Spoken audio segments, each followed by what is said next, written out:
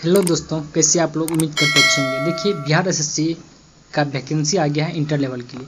उसके लिए देखिए प्लेटफॉर्म का न्यू बुक आया है, जिसमें साइंस के स्पेशल बुक हैं, जिसमें देखिए 3200 प्लस से अधिक ऑब्जेक्टिव टाइप प्रश्न दिया हुआ है, जिसमें देखिए चैप्टर वाइज भी थ्योरी दिया हुआ है, प्रीवियस ईयर सॉल्व पेपर दिया हुआ है, मॉडल क्वेश्चन सेट दिया हुआ है, टेस्ट सीरीज भी दिया हुआ है।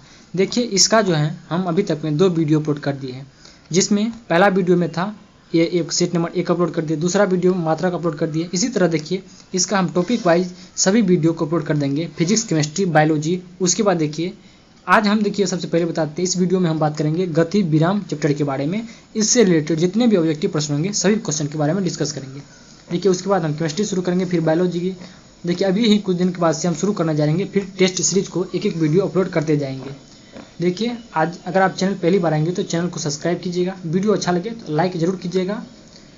अगर आप इस सेट का पीडीएफ लेना चाहते हैं तो आप हमारे टेलीग्राम ग्रुप को ज्वाइन कर लीजिए। पीडीएफ वहाँ पे बिल्कुल फ्री में पिन कर देंगे टेलीग्राम ग्रुप में। देखिए यहाँ पे लिखा हुआ भी है बीएसएससी स्नातक स्तरीय, इंटर स्तरीय एवं बिहार में आयोजित सभी विभिन्न प्रतियोगिता परीक्षाओं में पूछे गए अध्यायवार प्रश्न की चैप्टर वाइज प्रश्न दिया हुआ है। तो देखिए आज का सेट का पहला नंबर प्रश्न में दिया हुआ है, सूर्य सदैव पूर्व में निकलता है क्योंकि पृथ्वी पश्चिम से पूर्व की ओर घूमती है, इसी कारण से सूर्य जो है सदैव पूर्व में निकलता है। तो इसका आंसर क्या जगह एक का ऑप्शन नंबर बी हो जाएगा। अगला प्रश्न देखते हैं, प्रश्न संख्या 2। एक सरल लोलक का दोलन काल 3 सेकंड है। यदि इसकी लंबाई 9 गुना कर दी जाए तो इसका नया दोलन काल कितना सेकंड होगा? तो इसका आंसर आपको हो जाएगा ऑप्शन नंबर डी, 9 सेकंड का हो जाएगा। कितना सेकंड? 9 सेकंड हो जाएंगे। अगला प्रश्न है प्रश्न संख्या 3। एक मैकेनिक 150 न्यूटन के बल के द्वारा एक नट यानी पेंच को खोल सकता है, जबकि वह 40 सेंटीमीटर लंबे लीवर हत्थे का प्रयोग करता है। वह इस तरह का पेंची 50 न्यूटन के बल के द्वारा खोलना चाहता है, तो कितने लंबे लीवर हत्थे की आवश्यकता होगी? इसका आंसर हो जाएगा आपको ऑप्शन नंबर डी, यानी कि 1.2 मीटर हो जाएंगे। अगला प्रश्न देखते हैं, प्रश्न संख्या 4। प्रश्न संख्या 4 में देखिए दिया हुआ है, यदि एक पेंडुलम से दोलन करने वाली घड़ी को पृथ्वी से चंद्रमा पर ले जाएं तो घड़ी क्या होगी? इसका आंसर हो जाएगा आपको ऑप्शन नंबर ए, घड़ी जो है सुस्त हो जाएंगे।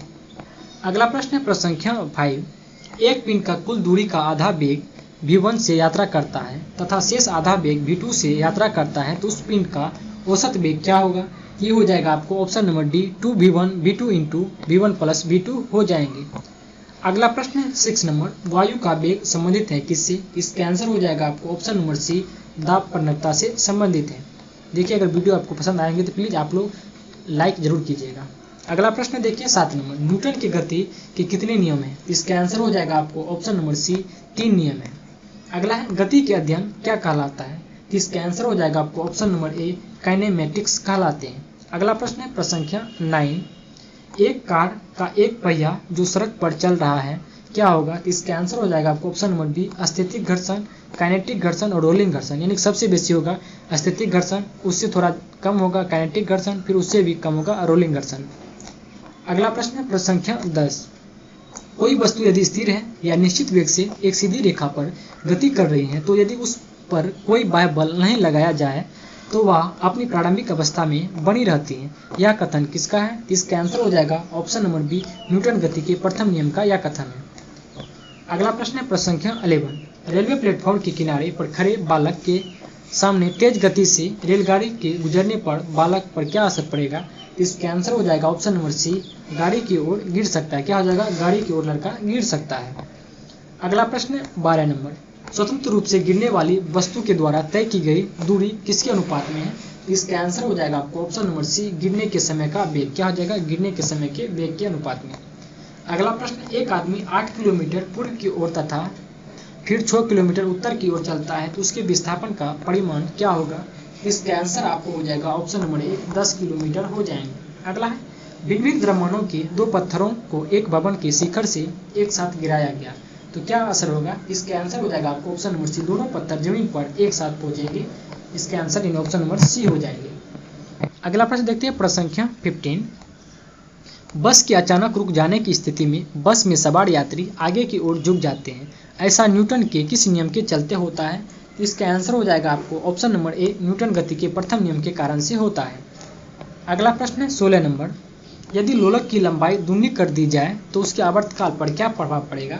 ये जो है आवर्तकाल √2 गुना हो जाएगा। क्या हो जाएगा? √2 गुना। अगला है एक समान गति दर्शाने वाले वेग समय आलेख का ढाल होता है क्या? इसका आंसर ऑप्शन नंबर ए हो जाएगा, 0 होता है। क्या होता है? 0 होता है। अगला प्रश्न 18 नंबर, सरल आवर्त गति करते हुए किसी कण की स्थितिज ऊर्जा अधिकतम होती है जब विस्थापन क्या होता है? ये हो जाएगा जब विस्थापन ए होता है। क्या होता है? जब विस्थापन ए होगा। अगला प्रश्न, रॉकेट किसके संरक्षण के सिद्धांत पर कार्य करता है? इसका आंसर हो जाएगा ऑप्शन नंबर सी, रेखीय संवेग के सिद्धांत पर कार्य करता है रॉकेट। अगला प्रश्न 20 नंबर, मुक्त पतन उदाहरण है किसका? ये हो जाएगा आपको एक समान त्वरण वाली गति का। किसका? एक समान त्वरण वाली गति। अगला है सभी मूल बलों में सबसे दुर्लभ क्या है? ये हो जाएगा आपको गुरुत्वीय बल। क्या हो जाएगा? गुरुत्वीय बल हो जाएंगे। अगला प्रश्न 22 नंबर, गति के तीसरे नियम के अनुसार बल एवं प्रतिक्रिया क्या है? इसका आंसर हो जाएगा ऑप्शन नंबर डी, विपरीत दिशाओं में अलग अलग वस्तुओं पर कार्य करते हैं। क्या हो जाएगा? विपरीत दिशा में अलग अलग वस्तुओं पर कार्य करते हैं।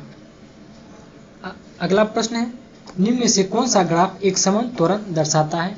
इसका आंसर हो जाएगा ऑप्शन नंबर ए, ये जो है समान ग्राफ दर्शाता है। देखिए इसके बाद इसी वीडियो में देखिए मॉडल प्रैक्टिस सेट जो दिया हुआ इसके बारे में हम डिस्कस करेंगे। देखिए अगर वीडियो आपको पसंद आएंगे तो प्लीज़ आप लोग लाइक जरूर कीजिएगा और चैनल पहली बार आएंगे तो सब्सक्राइब भी कर लीजिएगा।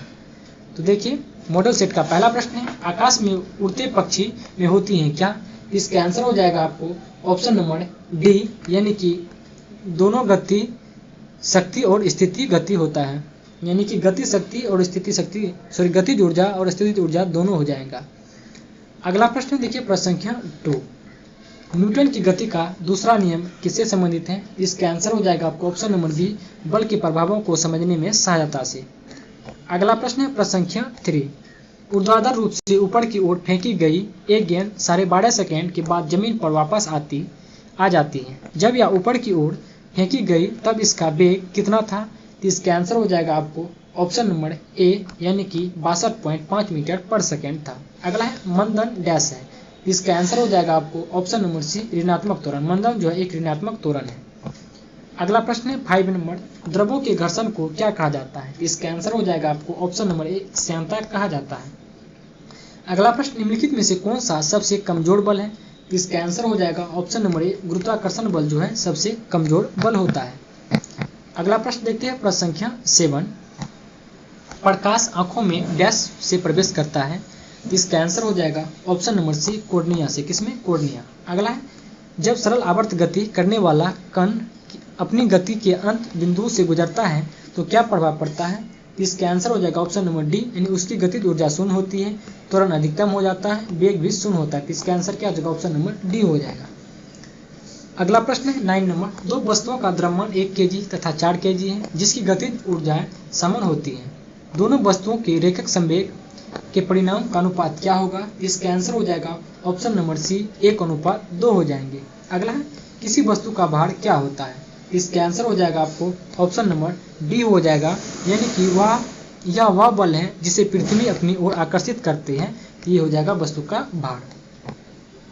अगला प्रश्न है 11 नंबर, यदि एक स्थिर लिफ्ट की छत से लटके हुए सरल लोलक को दोलन काल T1 है, जब लिफ्ट नियत वेग से नीचे की ओर गति करे तो सरल लोलक के दोलन T2 हो जाता है, तब क्या रिलेशन बनेगा इन दोनों के बीच?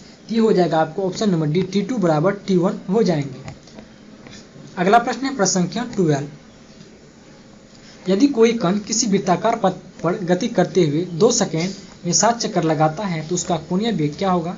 इसका आंसर हो जाएगा ऑप्शन नंबर ए, 22 रेडियन पर सेकेंड हो जाएंगे। अगला है, निम्नलिखित में से गलत कथन को चुनिए। कौन सा कथन इनमें से गलत है? ये हो जाएगा इसका ऑप्शन नंबर डी हो जाएगा, यानी कि यदि लिफ्ट किसी त्वरण से ऊपर की ओर जा रही है तो किसी पिंड का आभासी भार उसके वास्तविक भार से कम होगा। गलत है, जब ऊपर की ओर जाते हैं तो भार बढ़ता हुआ प्रतीत होता है। अगला प्रश्न है 14 नंबर, एक पिंड का आपेक्षिक घनत्व 8 है तो उसके 16 किलोग्राम द्रव्यमान का टुकड़े का आयतन क्या होगा? इसका आंसर हो जाएगा आपको ऑप्शन नंबर ए हो जाएगा, यानी कि 2 × 10⁻³ मीटर क्यूब हो जाएगा। अगला प्रश्न है, किसी स्थान पर कम आयाम के लिए सरल लोलक का आवर्तकाल उसकी प्रभावी लंबाई के क्या होता है? ये हो जाएगा आपको वर्गमूल के समानुपाती होता है। क्या होता है? वर्गमूल के समानुपाती। अगला, किसी वस्तु का भार उसकी डैश के अनुक्रमानुपाती होते हैं। ये हो जाएगा आपको द्रव्यमान के अनुक्रमणोपाती होते हैं। अगला प्रश्न है 17 नंबर, किसी गतिशील वस्तु के लिए विस्थापन और दूरी का संख्यात्मक अनुपात क्या होता है? इसका आंसर हो जाएगा आपको ऑप्शन नंबर ए 1 के बराबर या उससे कम होता है। अगला है तरल पदार्थ द्वारा लगाए गए घर्षण बल को क्या कहा जाता है? तरल पदार्थ के द्वारा लगाए गए घर्षण बल को घर्षण कहते, क्या कहते हैं? घर्षण कहते हैं। अगला प्रश्न देखिए प्रश्न संख्या 19 नंबर, किसी वस्तु के जत में वस्तु डैश की प्रवृत्ति होते हैं। इसका आंसर हो जाएगा आपको ऑप्शन नंबर ए कि जड़त वस्तु के गति की अवस्था में किसी भी परिवर्तन का विरोध करते हैं। तो इसका आंसर ऑप्शन नंबर ए हो जाएगा। अगला है 20 नंबर, यदि कोई वस्तु गति करना शुरू करती है और यदि बिल्कुल भी घर्षण न हो तो क्या होता है?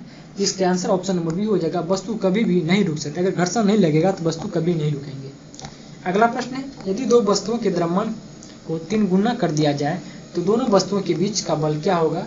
इसका आंसर ऑप्शन नंबर सी हो जाएगा, बल जो है 9 गुना हो जाएगा। क्या हो जाएगा? 9 गुना हो जाएंगे। अगला है 22 नंबर, विराम अवस्था से चलकर एक ट्रेन 2 मीटर पर सेकंड स्क्वायर के समान त्वरण से 1 मिनट तक चलती है, तो इतने समय में ट्रेन द्वारा तय की गई दूरी कितना होगा? इसका आंसर हो जाएगा आपको ऑप्शन नंबर बी 3600 मीटर हो जाएंगे। अगला प्रश्न संख्या 23, वैसा बल जो केंद्र या मध्य बिंदु की ओर लगता है क्या कहलाता है? इसका आंसर हो जाएगा ऑप्शन नंबर ए अभिकेंद्रीय बल कहलाता है। अगला है एक बल 1 किलोग्राम द्रव्यमान के पिंड में 1 मीटर पर सेकंड स्क्वायर का त्वरण उत्पन्न करता है, तो इस बल को क्या कहते हैं? इसका आंसर हो जाएगा आपको ऑप्शन नंबर बी 1 न्यूटन कहते हैं। कितना? 1 न्यूटन। आज के वीडियो का लास्ट प्रश्न देखिए, घड़ी की सुई की गति होती है क्या? इसका आंसर हो जाएगा ऑप्शन नंबर बी आवर्त गति होता है। देखिए अगर वीडियो आपको पसंद आए होंगे तो प्लीज़ आप लाइक जरूर कीजिएगा, चैनल पहले बार आएंगे तो सब्सक्राइब भी कीजिएगा। मिलते हैं अगले वीडियो में, तब तक के लिए